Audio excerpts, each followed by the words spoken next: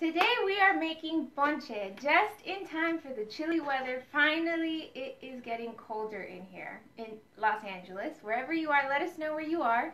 And today's special because our special guest is Cindy Luquin from Cultura Con Wellness. Welcome, Cindy! Yay! Hey everybody, thank you so much. Thank you, Carla, for letting me be a guest on your show today. We are so excited. So one of the reasons why I wanted to invite Cindy, well, apart from you being Central American, I know that she has made ponche before, and a lot of Cindy's work in fertility and reproductive wellness and justice has to do with talking about some of the foods that we eat and talking about some of the reasons why we need to prioritize women's health. And one of the easy ways is making a ponche, making something that is delicious. So why don't you explain a little bit about what we have here today? Okay, so this is my take on the ponche, because what I found for me is if you're not close to a Central American supermarket, then it can be really hard to find traditional ingredients for this traditional recipe. So I ended up finding similar ingredients, and the reason I found dehydrated fruits, so for this one we're going to use dehydrated fruits, and the reason is because they pack more sweetness and you don't have to add sugar to it.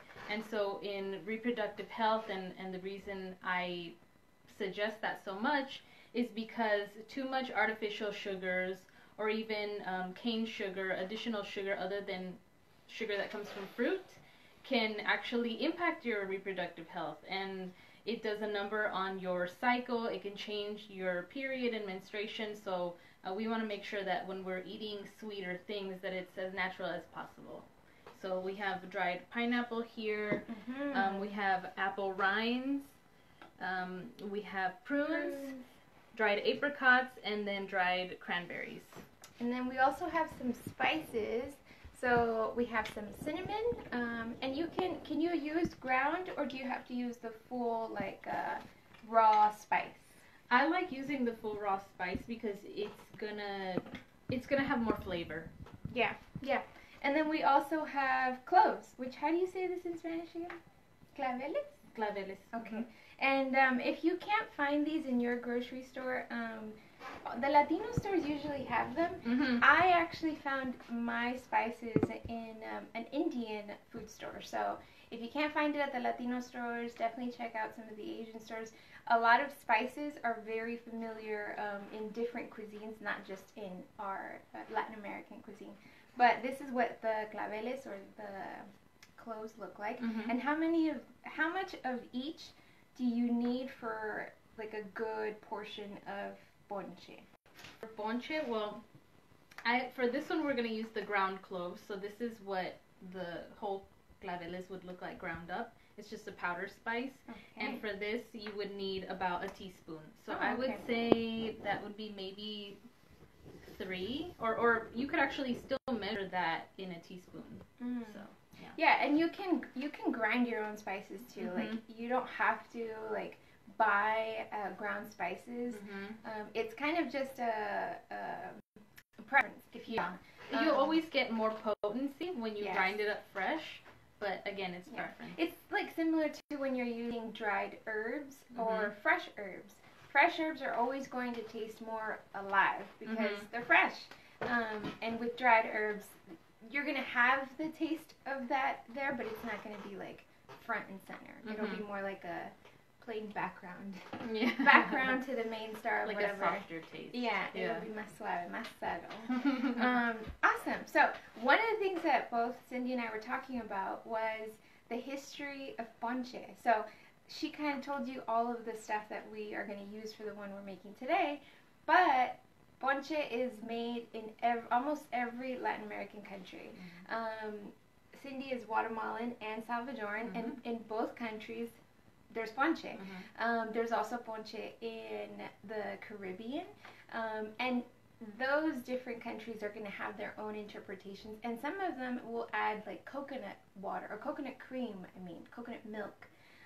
We're not adding any milk to this, and I'm not too sure about this, but also I think that in the Mexican cuisine, you have rompope, which will have like dried fruits, and then they add cream to it too. And here we have mostly dried, but you can also use fresh fruit. And just for the ones who are kind of wondering about or curious about Salvadoran ponche, that one will normally have piña, so it'll normally have pineapple. It'll normally have, my ingredients are in Spanish and I'm having to translate it to you. So it'll have apple, mango, grapefruit, mamey, which is also zapote for some salvis, depending on the region, marañones, and they'll do like pineapple in there also. And then for spices, they use the what is cloves. this? The cloves, and sometimes they'll also add manzanilla. And to sweeten all of it, it'll be the panela. So we're not using that today. So what would be the first step for us to make the ponche? So I've already, measured out the ingredients. So Okay. just based off of what I had, so you get a cup of the dried cranberries, and then we can put that into the. You're gonna have your bowl. Awesome. Or your pot of water, so you want to go ahead and put it in? Yes, I do. So you have 1 cup of the dried cranberries, and then here I have half a cup of pineapple. Awesome. And I'll throw that in there. And I just cut them up. Usually they'll come either like this, or they'll come whole, like slices. And then the apricots, we're going to throw them in here. Yeah, so the apricots was 1 cup of the dried apricots. I'm going to try one. Okay. Okay. They're good. And then we have That's really good. we have the 1 cup of apple rings. Okay. Put the apple rings. And how many does it matter what kind of dried apple you used, or just whatever? Whatever I find. I believe these are red apples. Yeah. Red apples are sweeter, so that's just what's going to happen. You'll probably get more of a tangy, sour taste with the green apple rings. And then the prunes was half a cup of prunes. Half a cup of prunes. Okay. And then how long does this, what do we do after this? Because I also see you have a fresh orange. Yeah, so for this recipe, we use the orange peel. So I can go ahead and cut that. And you're just going to go around, if you're not sure how to peel one, you just cut the ends off. I have a zester, but it's like little zester. This little... Yeah, so the zest is actually different. You're going to get like shavings of the peel. In this recipe, we're going to use the entire peel. So, and then after you can eat, after you can eat the orange if you want. Yeah, let us know if you make your own ponche. I've made ponche before at like Christmas, and I remember as a kid, everyone would say, "Oh no, los niños, you get the hot chocolate. The adults get the ponche." And that's because in a lot of countries, this is a hot beverage that's spiked. And most people can do rum or tequila, reposado. Like there's tons of different liqueurs that you can put. And I think I have here in the Caribbean, they have a ponche caribe, which is already kind of pre-made, and it's already spiked. So it's kind of, it depends. It's always great when you make your own though, because you saw that we can put our own ingredients in there and you can kind of get creative, which is kind of what's cool. So there you go. Awesome. And then you just throw that in there. Oh man, it smells so good, you guys. So, this is like also a good recipe for homemade potpourri. Yeah, that's what I was thinking of. Because you can have it be in your house. Yeah, and you don't have to buy candles. You could just have that on the stove. Which can be toxic to your body. Yeah, exactly. Yeah, and that's why I don't really use candles either. And in case you were unaware, a lot of these fragrances that candles have are disrupting to our hormones, so that could be a natural alternative too. One of the cool things, and I'm going to ask all of you to see saben, a ver if you know. So, does anyone know where the root of ponche comes from? It's all over Latin America, and it sounds like the word punch in English. And in Anglo culture, in white culture, you have punch. That's also a holiday beverage. So there's a lot of common ground, but do any of you know where the word punch or ponche come from? Let me give you guys 5 seconds. 5, 4, 3, 2, 1. So I actually found some of this history out, and it's really cool. The word punch or ponche comes from actually the Persian language for the word panj, I believe. If I'm not pronouncing that right, please let me know. But it's Panj. And the word actually means 5. And it's because the punch traditionally had 5 ingredients. And it was a hot beverage that had liqueur in it, or had liquor in it. And I think it was just lemon. I think I wrote it down somewhere. Lemon, herb, sugar, and rum. And that's why, it was like a super easy thing. And so, because a lot of Latin American countries we have a history of colonization through Spain. And our language, and our language, of course. So all of that history that happens, and now we have punch or ponche in Latin America.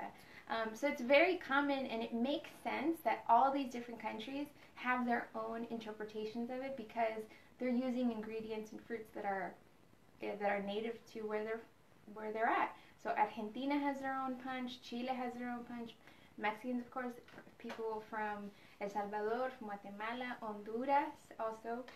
So it's just kind of a cool food history. The more you study, the more you realize. Yeah, I didn't know that, so I'm learning as much as you all. So I know it's just kind of crazy. Yeah, so I learned the way that my grandma made it from my mom's side. So del lado de mi mamá son de Guatemala, and then de mi papá son de El Salvador. So mom's side Guatemalan, dad's side Salvadorian. And is this exactly how your abuelita makes it? My abuelita would use mameyes, marañón, you know, try to find traditional ingredients, but I don't have them readily accessible to me, so I started to learn how to pick different fruits that would have maybe a similar taste. Yeah, no, and this is what's really cool about it too, is that it's dried fruit, so it keeps for a long time. And I don't know, for Salvis or Central Americans who are maybe living in the Midwest or the North, like, you may not have access year-round, I don't think, to fresh, like, apricots. Well, none of us do actually have, right? Because apricots are super seasonal. But those are kind of the things that this is a really great, and it's actually served during the holidays, during Christmas. Some of the names for the ponche is ponche navideño. So this is something that you should definitely make for the holidays. Let us know if you're going to make it for your family, because this is something that you can easily bring, and you're contributing, which is always a beautiful thing. Yeah, and it's not time consuming. No, and it's not going to cost you a fortune. Yes. That's always good. It's affordable. Yes.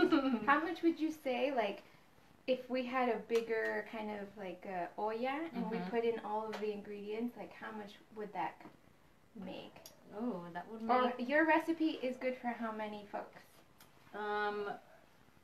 I'd say that would be for about 10 people. Oh, like if one had a cup each, so it'd be 10 cups. Yeah. Yeah. And if you add tequila or rum in it, you get more liquid. Yeah, exactly. I'm just saying. I like the way you think. You know, it's the holidays. It's a little stressful. Okay, so this is just a really easy recipe, and it doesn't have to be these many ingredients, like we said. Some people put papaya also, I've seen. Yeah. I'm not really a fan of papaya. I'm sorry if I offend my Central American folks out there. It's just a really acquired taste. I like papaya, but I like it if it's like blended. Yeah, or like in a salad. I've seen the papaya salads. I don't know about the salad. I think it's a Filipino dish, actually. Oh, yeah. Oh, the green papaya. Yes. Okay. Yeah, that's different. I can get down with that.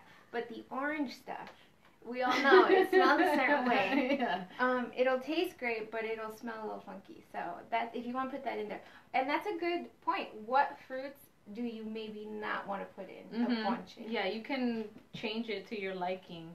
And also, if it comes out too sweet, you can add more water and dilute it more. Or if you want it very sweet, then you know, keep the 10 Is there cups. any fruit that would be, like, not a good idea to use for ponche? Like, banana. I'm thinking banana. Like, don't put banana in or there. grapes. Grapes, yeah. Strawberries. But I did see that, you said, I forgot where, that they maybe use plátano. Oh, am I wrong? Okay. I mean, hold give us a second here. We have some notes. Oh, actually, Guatemalans may use plátano and also tamarindo. That sounds real good. I've never had it with plátano, but you know, why not? Yeah. You could try it. And some folks also use hibiscus too. So that's a cool thing. So it's almost like there's no limits. So don't feel at all like, oh, I don't have this or I don't have that, so I can't make it. Absolutely, you can make it. So we had some pre-made already. And so I'm gonna move this. Do you want to put these in there too? Oh yeah. So these are just the cinnamon sticks. So it's just two little ones. And then how much of the clove? Oh, you're gonna do the ground cloves, yeah. We can actually use the fresh cloves. Let's try that. Okay. Yeah, just 1 teaspoon of it. This is, I don't know if you've all smelled cloves before. It's sweet. It's spicy. It's got a little It's like kick. mellow. It almost reminds me of ginger and cinnamon together. Yeah. Because it's got a little kick of spice, but, well, cinnamon is also a spice. Spicy notes, warm notes. There you go. And then we also add allspice. This is ground up allspice. I like to add that little extra, like you said, the kick. Okay. And this is actually good for the holidays too, because it's going to be very soothing for your throat. You know, you were talking about the ginger. Like, everybody gets sick around the holidays. The weather changes. So this could be good. Yes. Don't get caught. A comforting drink. All right. And so all of this boils for how long? For about 30 minutes. Oh, that's not too bad. Yeah, or I would say check. You want to make sure that the fruit is soft and that it's soaking up the water. You'll be able to tell, you know, when the fruit kind of starts to soak up the water. It'll change color. It'll all become a dark liquid. Okay, so I'm going to put this down here. And then we're going to, we have, how do you do this one? So we have an Instapot. Oh, sweet. This made a song. Okay, so we have here some, let's see, maybe we're going to show you. Okay, so. Yeah, we can tilt it, no? Yeah, let's tilt it. It's almost, no lie, looks like carne. So let's see. Can you see it? Lowering it down for you guys. Do you see it? Okay, great. Oh, and then I see she had.